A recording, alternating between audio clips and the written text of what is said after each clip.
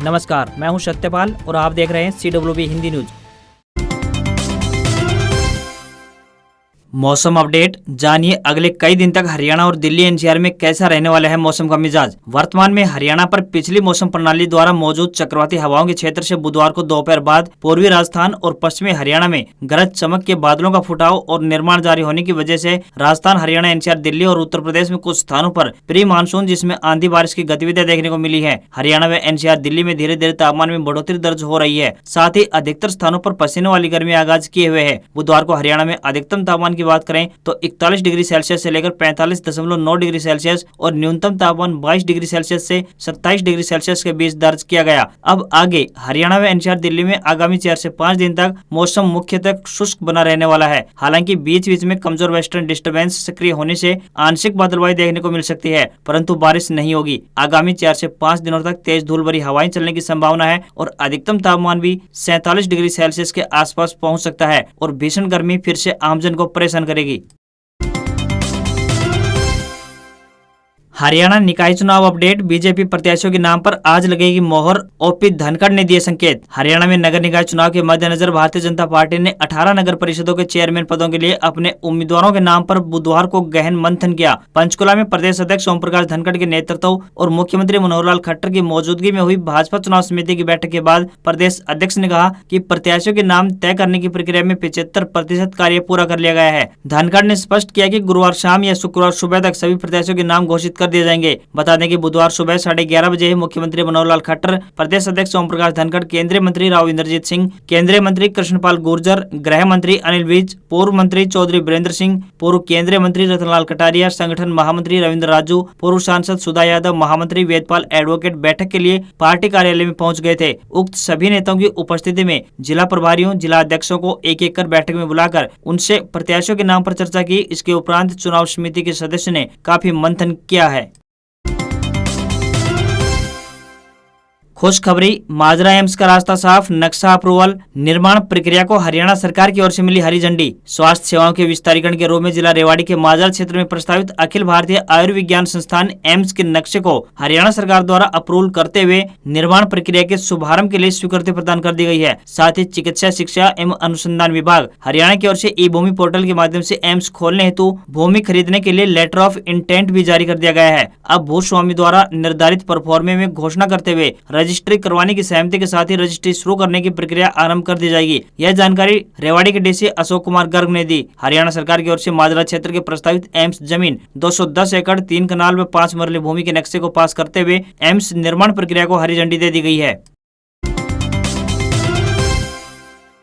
राम रहीम को दोषी करार देने पर दंगों में हुआ था लगभग 1 अरब 19 करोड़ का नुकसान। हरियाणा सरकार ने हाईकोर्ट में दी ये जानकारी। साध्वी यौन शोषण मामले में पंचकुला की सीबीआई अदालत द्वारा 25 अगस्त 2017 को सिरसा डेरा प्रमुख गुरमीत राम रहीम को दोषी करार दिए जाने के बाद पंचकुला सहित पूरे हरियाणा में हुए दंगों में कुल 1 अरब 18 करोड़ 96,34,859 रुपए का नुकसान हुआ था, जिसमें 18 करोड़ की संपत्ति, 80 करोड़ के करीब राजस्व और सुरक्षा प्रबंधों पर 20 करोड़ से अधिक का नुकसान हुआ है। यह जानकारी मंगलवार को हरियाणा सरकार की तरफ से पंजाब एंड हरियाणा हाईकोर्ट को दी गई है। हरियाणा सरकार ने लगभग यही जानकारी साल 2018 में हाईकोर्ट को दी थी, लेकिन मंगलवार को हरियाणा सरकार ने अब संपत्ति को हुए नुकसान के लिए आई क्लेम्स की भी हाईकोर्ट को जानकारी दे दी है। हरियाणा में कांग्रेस को क्रॉस वोटिंग का भय। हाईकमान ने राज्यसभा चुनाव से पहले सारे एमएलए दिल्ली बुलाए, भेजे जा सकते हैं राजस्थान व छत्तीसगढ़ में। आखिरकार हरियाणा में राज्यसभा की 2 सीटों को लेकर होने वाला चुनाव सियासी गलियारों में चर्चा का विषय बन गया है। भारतीय जनता पार्टी की ओर से खड़े किए गए कृष्णलाल पंवार की जीत तो सुनिश्चित है, लेकिन कांग्रेस द्वारा उतारे गए हाईकमान के विशेष दूत यानी अजय माकन हरियाणा की धरती पर फंस गए हैं। माकन को पूर्व मंत्री और दिग्गज नेता विनोद शर्मा के बेटे कार्तिकेय शर्मा ने चुनौती दी है। अब इस पूरे उलझे हुए गणित में कांग्रेस अपनी रणनीति बनाने में जुटी हुई है। ऐसे में पार्टी हाईकमान ने कांग्रेस के सभी 31 विधायकों को गुरुवार दोपहर 1 बजे दिल्ली बुला लिया है। पार्टी चाहती है कि उसके एमएलए किसी प्रकार की सौदेबाजी में न फंस जाएं। हाईकमान अपने सभी विधायकों को छत्तीसगढ़ या फिर राजस्थान में भेज सकती है, जहां कांग्रेस की सरकारें हैं। हरियाणा निकाय चुनाव अपडेट। आम आदमी पार्टी ने 13 उम्मीदवार किए घोषित, अन्नू कादियान को दी अहम जिम्मेदारी। आम आदमी पार्टी यानी आप ने हरियाणा के 46 शहरों में होने वाले निकाय चुनाव के लिए उम्मीदवारों की पहली सूची जारी कर दी है। पार्टी ने 13 निकाय के लिए उम्मीदवार घोषित किए हैं। पार्टी ने महिलाओं को तरजीह दी है। पहली लिस्ट में शामिल 13 उम्मीदवारों में से 6 महिलाएं हैं। आम आदमी पार्टी के प्रदेश प्रभारी सुशील गुप्ता ने बताया कि पहली सूची में 13 उम्मीदवारों में से कुल 6 महिलाओं को प्रधान पद का उम्मीदवार बनाया गया है। प्रदेश में कुल 46 नगर परिषद व नगर पालिका के चुनाव होने हैं। इसमें से 18 नगर परिषद और 28 नगर पालिकाएं हैं। बता दें कि नारनौल, नरवाना, कैथल, जींद, थानेसर, भिवानी, रतिया, कालावाली, नारायणगढ़, सफेदों, बहादुरगढ़ व नांगल चौधरी का प्रधान पद महिलाओं के लिए आरक्षित है। नामांकन की अंतिम तिथि की बात करें तो 4 जून है। वहीं पिछले दिनों आम आदमी पार्टी में शामिल हुई हरियाणवी कलाकार और सिंगर अन्नू कादियान को हरियाणा प्रदेश महिला संगठन का कार्यकारी अध्यक्ष नियुक्त किया गया है।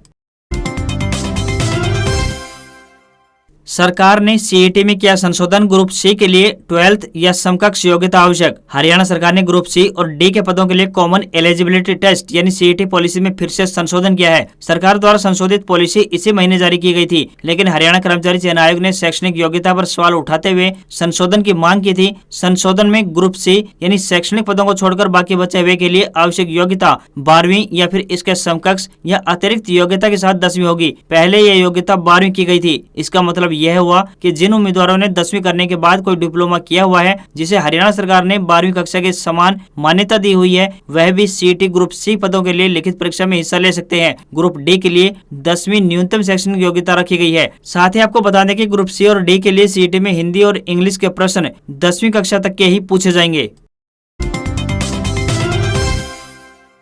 विवादों में फंसी आयुष योग कोच भर्ती, अंतिम तिथि से पहले ही जारी किए गए नियुक्ति पत्र। हरियाणा में अब आयुष योग कोच भर्ती भी विवादों में फंस गई है। हरियाणा कौशल योजना निगम में आवेदन करने की अंतिम तिथि से पहले ही कई अभ्यर्थियों को नियुक्ति पत्र भेज दिए। मामला उजागर होने के बाद इस भर्ती को स्थगित कर दिया गया। अभ्यर्थी भी इस मामले को लेकर हाईकोर्ट पहुंच गए। हाईकोर्ट ने हरियाणा सरकार से नोटिस भेजकर जवाब मांगा है कि भर्ती को क्यों न रोका जाए। हरियाणा सरकार को 5 जुलाई तक इस बारे में अपना जवाब हाईकोर्ट को पहुँचाना है। मार्च 2022 में हरियाणा कौशल रोजगार निगम ने 22 पदों के लिए आवेदन मांगे थे। आवेदन करने की आखिरी तारीख 6 अप्रैल थी, जबकि कुछ अभ्यर्थियों को तो आवेदन पत्र 29 मार्च को ही जारी कर दिए गए थे। जैसे ही यह मामला उजागर हुआ, इस भर्ती को वापस ले लिया गया। इसलिए कुछ अभ्यर्थी पंजाब एंड हरियाणा हाईकोर्ट चले गए।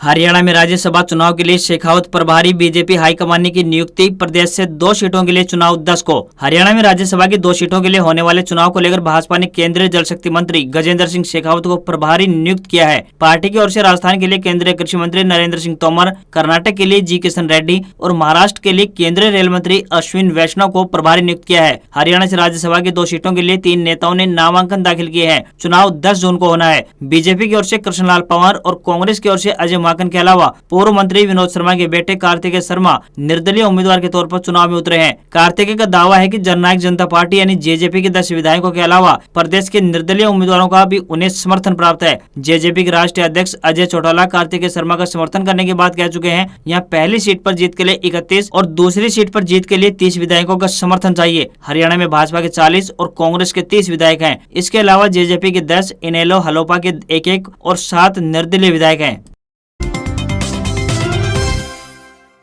पंचायत मंत्री ने दुष्यंत के ओएसडी को हटवाया। देवेंद्र बबली के आग्रह पर सीएम खट्टर ने की कार्रवाई, बोले वह काम करने नहीं देते। हरियाणा में गठबंधन सरकार के रिश्तों में जहां खटास पैदा हो रही है, वहीं अब जजपा में भी सब कुछ ठीक ठाक नहीं चल रहा है। पंचायत मंत्री देवेंद्र बबली ने अपने विभाग के विशेष सचिव कमलेश कुमार भादु को पंचायत विभाग से हटवा दिया है। कमलेश कुमार भादु डिप्टी सीएम के ओएसडी हैं। मिली जानकारी के अनुसार जब से देवेंद्र बबली जजपा कोटे से पंचायत मंत्री बने हैं, तब से फाइलों पर ऑब्जेक्शन लगने लगे हैं। विभाग में घपलों की फाइलें भी इधर से उधर होने लगी हैं। पंचायत मंत्री द्वारा भेजे जाने वाले कार्यों को लेकर भी निचले स्तर के अधिकारियों को तवज्जो न देने के मौखिक आदेश जारी हुए हैं। पंचायत मंत्री ने मामले की तहकीकात करके जानकारी सीएम मनोहर लाल खट्टर को दी और भ्रष्टाचार को खत्म करने के लिए सहयोग मांगा। बबली के आग्रह पर सीएम ने पंचायत विभाग के सचिव कमलेश कुमार भादु को पंचायत विभाग से हटा दिया। आपको यहाँ पर बता दें कि देवेंद्र बबली के मंत्री बनने से पहले यह महकमा डिप्टी सीएम दुष्यंत चौटाला के पास था।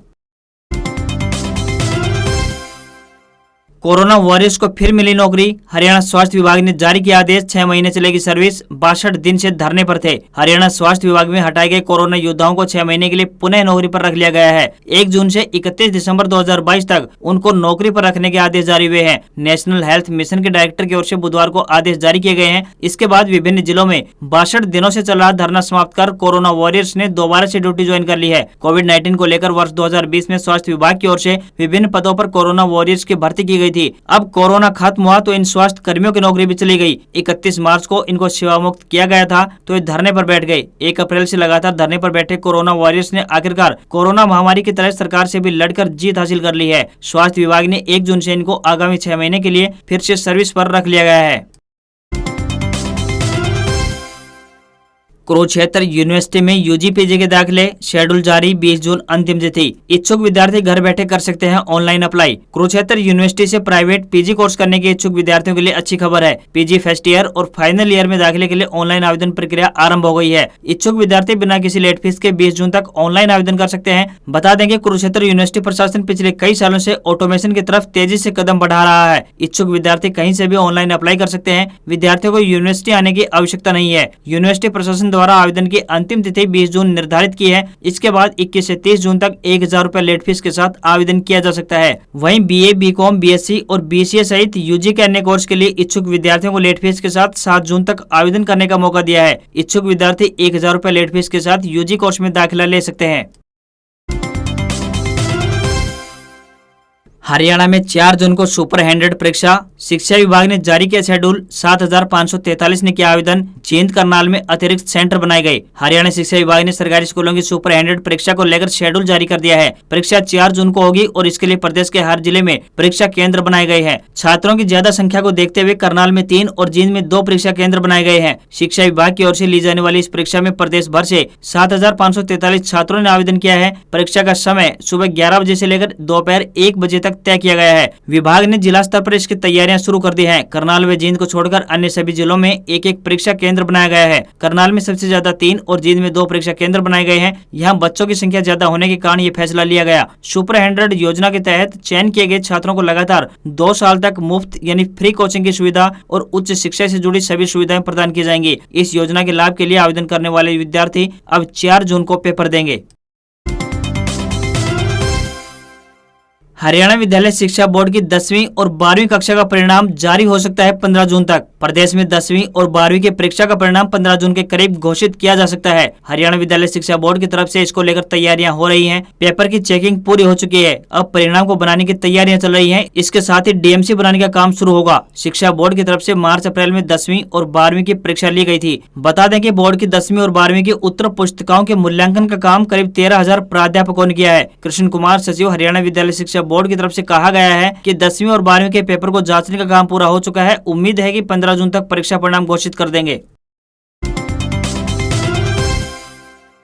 मानसून को लेकर खुशखबरी। देश में इस साल 103% बारिश की उम्मीद। पंजाब, हिमाचल समेत 12 राज्यों में जून में सामान्य से ज्यादा बरसेगा पानी। इस बार देश में पिछली बार से अच्छी बारिश होने की उम्मीद है। भारतीय मौसम विभाग यानी आईएमडी ने इस बार जून से सितंबर तक देश में 103% बारिश की उम्मीद जताई है। विभाग ने महीने भर पहले देश में 99% बारिश का अनुमान लगाया था। जून में पंजाब में भी मानसून सीजन के दौरान सामान्य से अधिक बारिश होने का अनुमान जताया गया है। इस बार मानसून 3 दिन पहले केरल पहुँच गया है। अगर पंजाब की बात करें तो यहाँ लू का सामना नहीं करना पड़ेगा। यह मानसून 30 जून से पहले दस्तक दे सकता है। जून में हिमाचल प्रदेश, उत्तराखंड, पश्चिमी उत्तर प्रदेश, पंजाब, हरियाणा, उत्तरी राजस्थान, महाराष्ट्र, पूर्वी मध्य प्रदेश, पश्चिमी गुजरात, आंध्र प्रदेश, तेलंगाना और आंतरिक कर्नाटक में सामान्य से ज्यादा बारिश की संभावना जताई गई है। इस बार मानसून 3 दिन पहले केरल पहुंचा है। अगले 2 दिन में इसके कर्नाटक, तमिलनाडु, गोवा, पूर्वोत्तर, सिक्किम और हिमालय पश्चिम बंगाल तक पहुँचने की संभावना जताई गई है। आज खबरों में बस इतना ही। देखते रहिए CWB हिंदी न्यूज। नमस्कार।